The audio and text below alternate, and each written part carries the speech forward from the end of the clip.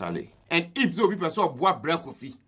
Na ontime rich na at least wetimi pass it through one. Se wokora na wontime mwa break Kofi na at least men si nipa na oba be boa no ho kwan. Come on. And the moment you do that, enye break Kofi nkwa na wo ha no. Wo ha na jire wo ha na busuafo nyina. Because the amount involved in this, no, and the people that were supposed to help act in a way, they are not helping. This will be who Naso Nyatenka say, oh, my mem more break of even if they say one CD crana. Don't never mention it.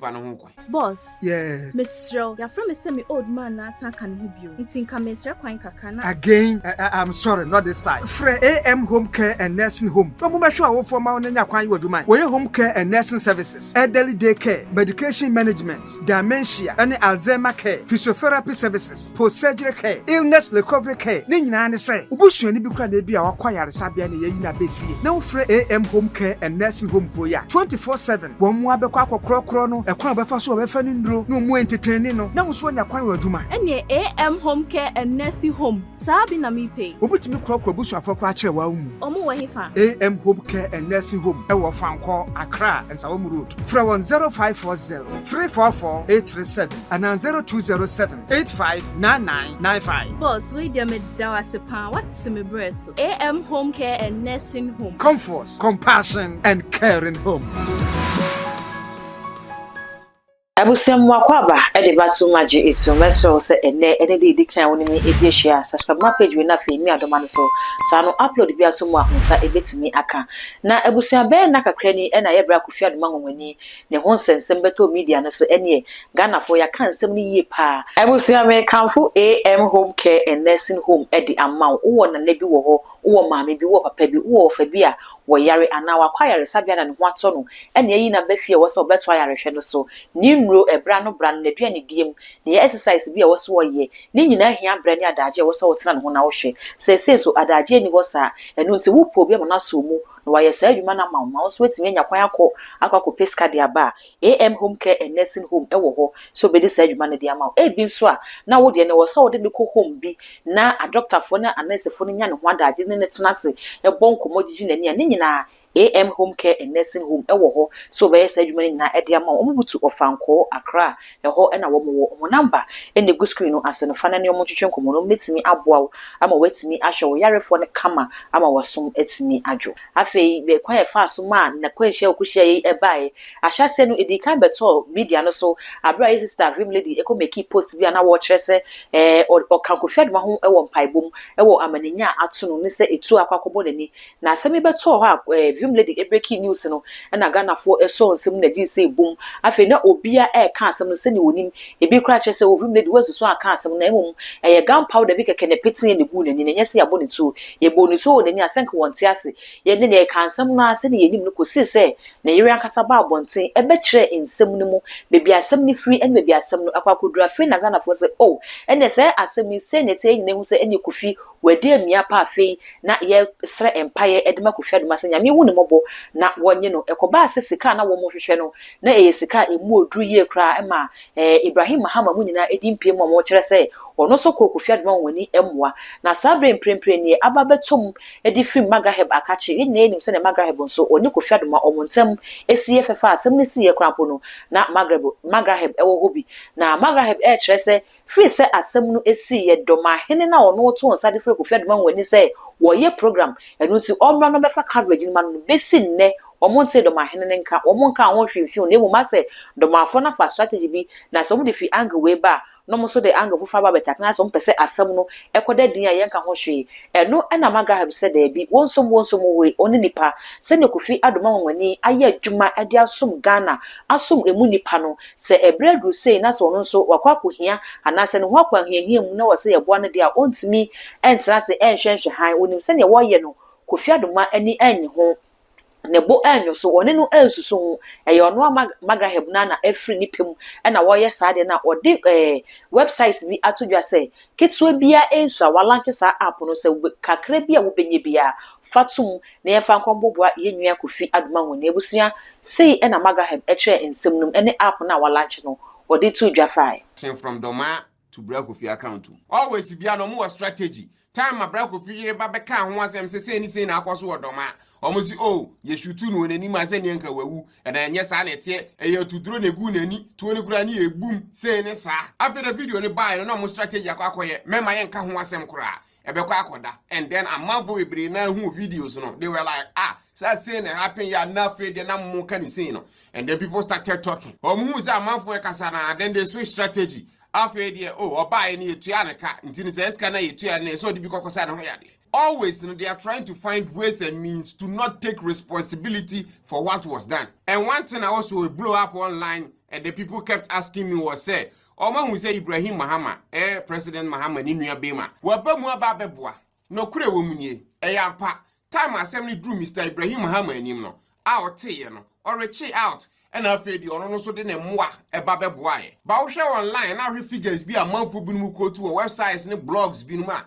Abuzuanya sanity ba ne waye no nyame nhira ne bebre because our manfo bebre wo ho mo te wasem kura na like they will even think twice about it but no wa reach out wa frɛ assign this kakura sen ababua sa asem to na ohia moa na so obi ba wo moa 1 Ghana cedi kura na abusua wa ye bi pa because asem we kura de nke mfa ne ho but otie no o step up abusua obabeboa bra Kofi kura te se Mr. Ibrahim ma aba ne moa no che se no kura wate shock no kura onim sa manfo binom dwen ne ho sa that way say asem to na ombetimi aba ne moa ne keka ho ndi Mr. Muhammad de nyankopon hira ne pi no mo na dwuma nkoso se ne be ya afoforo so hia moa sa obetimi akọ mo so moa se si adru level a manfo anka bra Kofi yi so no an platform e de aboa mo pen no amanfo te se bra Kofi ni se no person mo reach out no mo bua bra Kofi kakra mo wa na fe de se nipa no kokosi ne so no na fe de se nipa ni bu nipa na bam keka nsem bi te se na bra Kofi no ni YouTube skakra wetimi adie wi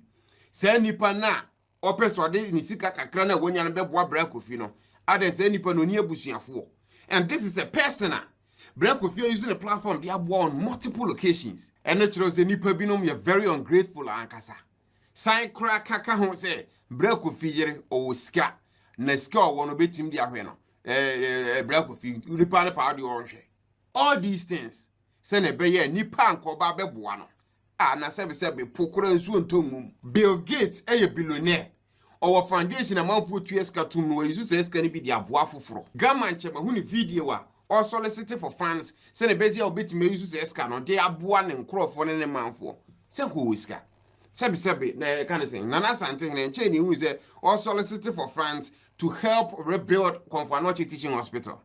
Sankana na sebi score 1 year skaketwa. Go beti miaye. But sometimes Charlie. And if so people saw boa bra Kofi.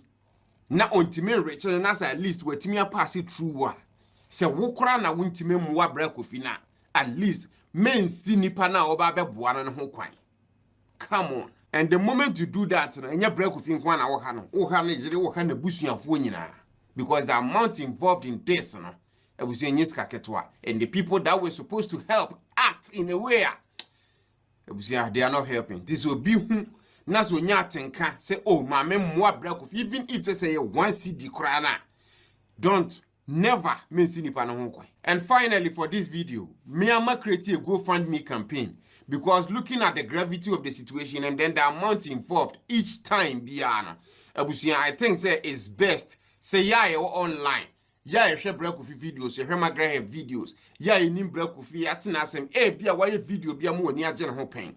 Bia what na asem no person boy in any way I'll bet me abusia. Ma create a GoFundMe campaign. No one is work gofundme.com/Kofi Adoma. Skabi be through this GoFundMe no be go to bra Kofi ankasa. Say the be boa a help with the surgery ne omo transportation to Dubai ne ekeka ho nyina.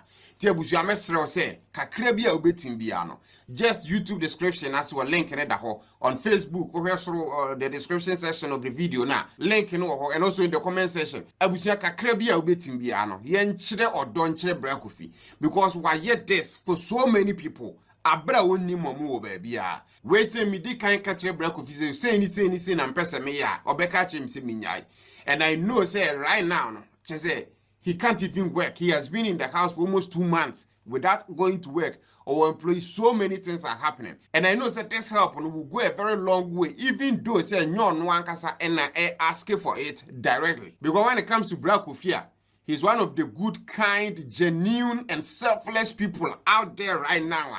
Abusia ne sunipa omo noso. Nti se bibi ti sen ato no a abusia I think se ye nyina ebetimi aka ye ho abom na kakra ebetimi atoto ye nsase no. Abusia yetim. Ensi abusia sei na magahem de entremu no ababetudwa afa yesre nyankopon se obehu Kofi Adoma nwanwani mobo na bebia yare sa wo bia wode amaye brand kakra bia wobenya bia so ensa wonsom ene nipa yese little drop of water make a mighty ocean. So wode eba na me so me de e ka ho ne nyina ye de e ka ho ne de aboye nua no eno nam so mayenim se enche bia yesa ebesan aka no ewo media ne so ebiem jaw comment ene encourage sem bia wode beka ache Kofi Adoma nwani e wa hanaji de se ne nsa ebetimi aka no ho se won so wodwene ne ho too much media ene woni guso a wo hwemi subscribe to us for me na fe notification bell no e ka ho ye ne sa upload bi atomo a unsa ebetimi akabi na wenye bi so ahwe all the social media handles so ko ha too much ya kai se ho so obe like no wa share ama fofo so enye bi ahwe that good and I'm just so macro.